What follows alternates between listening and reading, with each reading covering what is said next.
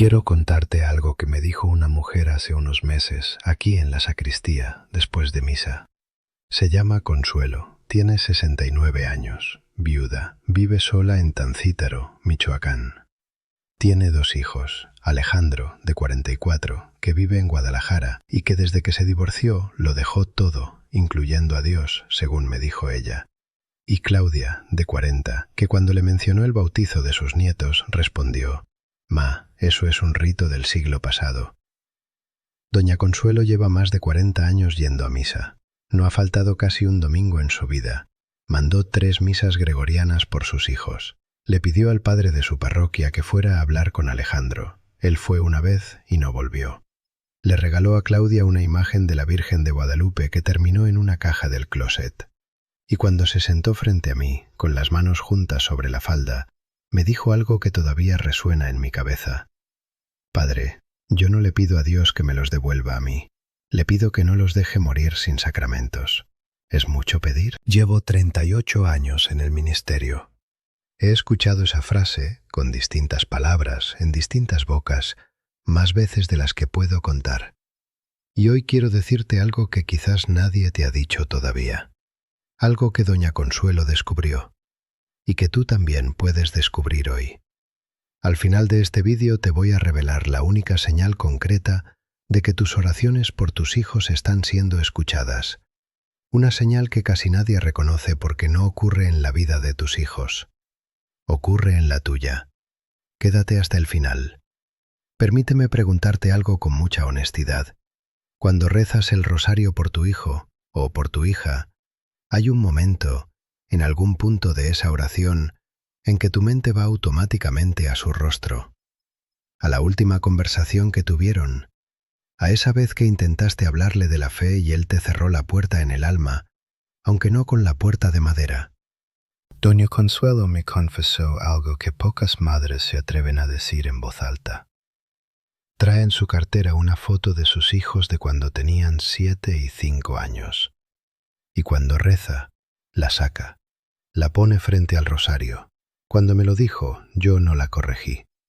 Porque esa foto es el símbolo más honesto que he visto de lo que hace una madre que ama profundamente a sus hijos. Pero también es el símbolo de algo que vamos a examinar hoy con mucho cuidado y mucha misericordia. Porque hay algo que esa foto revela, no sobre tu amor, que es inmenso y real, sino sobre el centro de tu oración. Y ese centro, sin que tú lo hayas pedido, puede haberse movido. Vamos a hablar de 3 cosas hoy. 3 revelaciones. Cada una de ellas va a pedirte algo. No es fácil, pero sí es posible. Y doña Consuelo puede ser testigo de que funciona. La primera revelación se llama así, la oración que se llama negociación. Déjame contarte algo que pasó en mi propia familia. Mi abuela Remedios vivía en Ario de Rosales, un pueblo pequeño al sur de Michoacán. Era una mujer sencilla, sin estudios, con manos que habían amasado más tortillas que palabras escritas. Tenía un nieto, mi primo Ernesto, que desde joven se fue alejando de la iglesia. Primero dejó de ir a misa, después dejó de persignarse, después dejó de responder cuando alguien le hablaba de fe. Lo que yo recuerdo de mi abuela no es el rosario en sus manos, aunque siempre lo tuvo. Lo que recuerdo es que ella nunca le preguntó a Ernesto si había ido a misa. Nunca, en años, ni una vez. Cuando yo era joven y le pregunté por qué, me dijo algo que me heló la sangre. Mateo, Dios no necesita que yo lo recuerde, necesita que yo me quite del camino. Tenía 74 años y nunca había leído un libro de teología, pero entendió algo que yo tardé 20 años en predicar. Aquí está la primera revelación. Cuando una madre reza por su hijo alejado con una condición implícita, «Señor, devuélvemelo a la iglesia», no está orando, está negociando. La diferencia es invisible desde afuera, pero por dentro es enorme. Es como cuando alguien le pide ayuda a un médico, pero le dice exactamente cómo tiene que operar. El médico puede saber que la operación que le piden no es la que cura, pero si el paciente no suelta el bisturí, el médico no puede hacer nada. Dios respeta la libertad, incluso cuando esa libertad bloquea su gracia.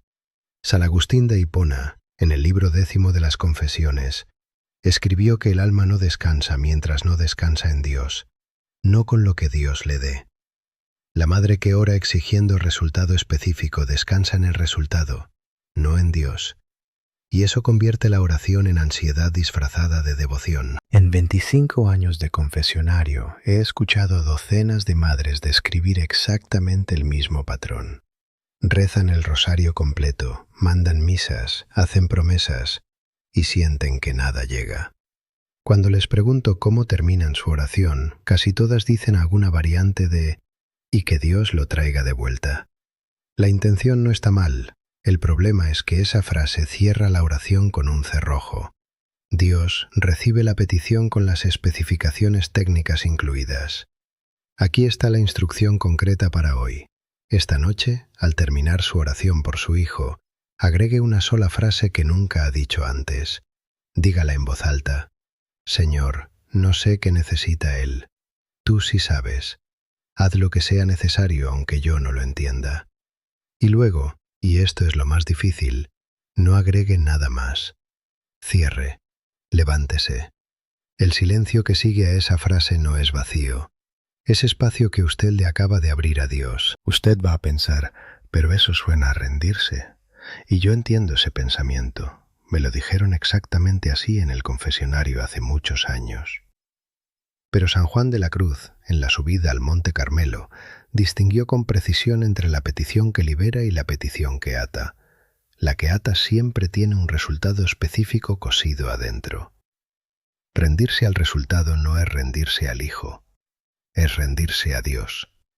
Doña Consuelo tardó 3 semanas en poder decir esa frase sin llorar, no porque le doliera, sino porque en el momento en que la dijo, en voz alta, sola, de noche, entendió que llevaba años rezando con los puños cerrados, y que Dios, con toda su paciencia, había estado esperando que ella los abriera. La segunda revelación es la más difícil de escuchar, y la digo con todo el respeto que le tengo a una madre que ama a sus hijos. Se llama así, el amor que se llama presión. Hay una forma de amar a un hijo alejado que, sin querer, lo empuja más lejos. Es el amor que pregunta cada visita si ya fue a misa. El amor que le manda audios de rosarios por WhatsApp. El amor que suspira cuando él menciona que no se casó por la iglesia. El amor que, cuando llama para saber cómo está, termina inevitablemente con un «ya sabes que te tengo en mis oraciones», que él recibe no como caricia, sino como recordatorio de que sigue fallando. Ese amor es real. Esa preocupación es completamente legítima, pero desde afuera, desde donde está el hijo, cada uno de esos gestos no suena a amor. Suena a un juicio pendiente. Es como una puerta que la madre cree que está abriendo, pero que para el hijo se cierra 1 centímetro más cada vez. Voy a decirlo con toda claridad porque lo debo decir. El amor expresado como presión crea en el hijo una asociación inconsciente entre Dios y el dolor de decepcionar a su madre. Y mientras esa asociación exista, acercarse a Dios se va a sentir como perder. Cada vez que él piense en la fe, va a pensar en esa conversación incómoda, en ese silencio cargado, en esa mirada que lo evalúa. Sé lo que estás pensando ahora mismo, que yo no sé lo que es ser madre. Tienes razón, no lo sé. Pero llevo 38 años escuchando a las madres, y lo que te estoy diciendo no es crítica, es lo que ellas mismas descubrieron.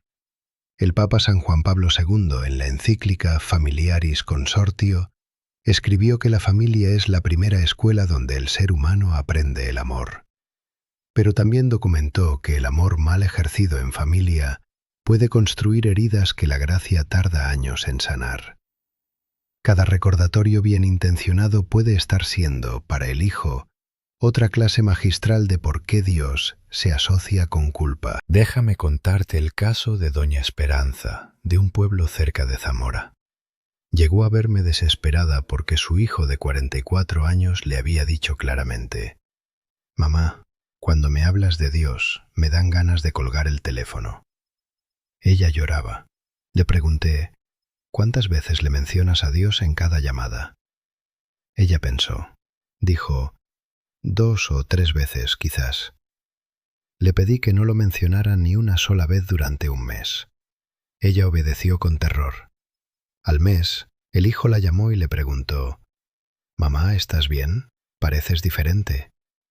Fue la primera conversación en años donde él habló de cosas profundas. La instrucción para esta revelación es esta: durante los próximos 30 días, elimine completamente toda referencia directa a la fe cuando hable con su hijo. Ni misa, ni rosario, ni santos, ni que Dios te bendiga al despedirse, si siente que Él lo recibe como presión. En cambio, pregúntele una cosa real sobre su vida, su trabajo, sus hijos si los tiene, algo que a Él le importe. Escúchelo sin agenda espiritual. Esto no es abandonar la evangelización, es preparar el terreno que la presión endureció. Usted va a pensar: si no hablo de Dios con él, ¿quién va a hacerlo? Escúcheme con atención. Dios no necesita que usted lo mencione para estar presente en esa conversación. Lo que sí necesita es que la conversación no lo cierre. Hay una diferencia enorme entre ser testigo y ser fiscal. Y ahora llegamos a la tercera revelación. La prometí al principio, es la más profunda, y requiere valentía recibirla. Se llama así: la fe que se llama sustituto. Esto es lo que nadie te dice. Hay madres, devotas, fieles, que no han faltado a misa en 40 años, cuya fe en Dios, sin que ellas lo sepan, fue lentamente siendo reemplazada por la fe de que sus hijos iban a volver. Ya no rezan porque aman a Dios, rezan porque esperan el resultado. La devoción se volvió un instrumento, y el instrumento más peligroso es el que parece sagrado. Es como una vela que se enciende no para iluminar el altar, sino para iluminar el regreso del Hijo. Dios sigue ahí. La vela arde, pero el centro ya cambió sin que nadie lo anunciara. Voy a darte 5 señales para que te reconozcas. Escúchalas con calma. La primera: cuando rezas, tu mente va automáticamente a la imagen del Hijo, no a Dios. La segunda: cuando el Hijo llama, lo primero que sientes no es alegría, es la evaluación rápida de si está cambiando. La tercera: sientes que tu relación con Dios depende de si el Hijo regresa o no, como si la fe tuviera que ser premiada.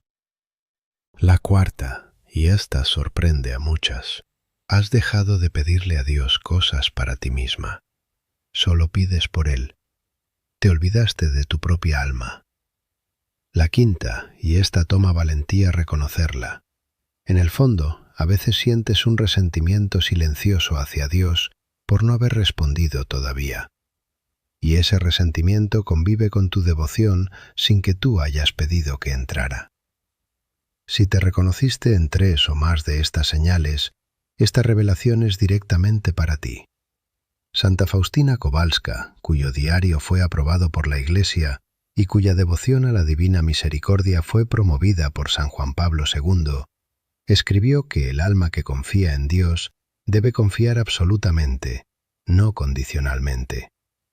La confianza condicional, confío en que Dios traerá a mi hijo de vuelta, no es confianza, es una apuesta, y las apuestas no son fe. Doña Consuelo me tardó en reconocer esto más que cualquier otra cosa, porque en el momento en que lo reconoció, tuvo que enfrentar algo muy doloroso, que en algún punto del camino, sin darse cuenta, había dejado de ir a Dios para encontrarse con Él, y había empezado a ir para conseguir algo de Él. Y ese movimiento pequeño, invisible, había cambiado todo. La instrucción para esta semana es esta: una sola vez, rece el rosario sin mencionar a su hijo, ni al principio ni al final, solo usted y Dios. Si su mente va hacia el hijo, no luche, solo regrese suavemente. Al terminar, siéntese en silencio 2 minutos y pregúntele a Dios algo que nunca le ha preguntado. ¿Qué necesitas tú de mí? No lo que usted necesita, lo que Él necesita. Lo que cambia cuando esto se hace no es que el hijo regrese inmediatamente, es que usted vuelve a ser una persona completa delante de Dios, y no solo la madre de alguien que se fue. Usted pensará: ¿me estás pidiendo que deje de rezar por mi hijo? No. Le estoy pidiendo que recuerde que usted también es hija de Dios, no solo madre de sus hijos. Y una hija que se olvida de eso termina agotada, resentida y sin querer, usando a Dios como mensajero en vez de amarlo como padre. Y ahora, la señal que prometí al principio. La única señal concreta de que tus oraciones por tus hijos están siendo escuchadas. No es que el hijo llame un domingo por la mañana, aunque eso puede ocurrir. No es que aparezca en misa, aunque eso también puede venir. No es ninguna señal que ocurre en la vida de él. La señal ocurre en la tuya. Es el momento en que puedes pensar en tu hijo alejado y sentir paz. No resignación, no indiferencia, sino paz real. La paz que no depende de lo que él haga. La paz que viene de haber soltado el resultado en manos de Dios y haberlo soltado de verdad. Cuando esa paz llega, y llega si haces lo que hoy te pedí, es porque algo en tu oración cambió. Porque dejaste de negociar y empezaste a confiar.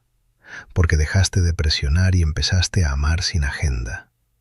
Porque dejaste de usar la fe como instrumento y volviste a habitarla como hija. Esa paz es la señal, y es más valiosa que cualquier resultado visible, porque es la condición para que el resultado visible pueda, con el tiempo, llegar. 3 meses después de nuestra conversación en la sacristía, doña Consuelo recibió una llamada de Alejandro un domingo por la mañana, a la misma hora en que ella siempre está en misa. Ella no dijo nada. Él preguntó, ¿estabas en la iglesia? Y ella dijo que sí. Él hizo silencio, y después dijo, «Algún día voy contigo». No fue promesa. Fue la primera puerta que se abrió en años. Y doña Consuelo me dijo después que lo que más le sorprendió no fue lo que dijo el hijo, fue lo que sintió ella cuando colgó. No el triunfo de quien ganó algo, sino la quietud de quien ya no necesitaba ganar nada, y que precisamente por eso, quizás, empezaba a recibir todo. Termino con esto. Dios no te pide que salves a tu hijo, te pide que te dejes salvar a ti primero, para que cuando Él regrese, encuentre una madre en paz y no una madre en espera. Esa madre en paz eres tú, y Dios te está hablando hoy, no a tu hijo, a ti. Que Dios te bendiga.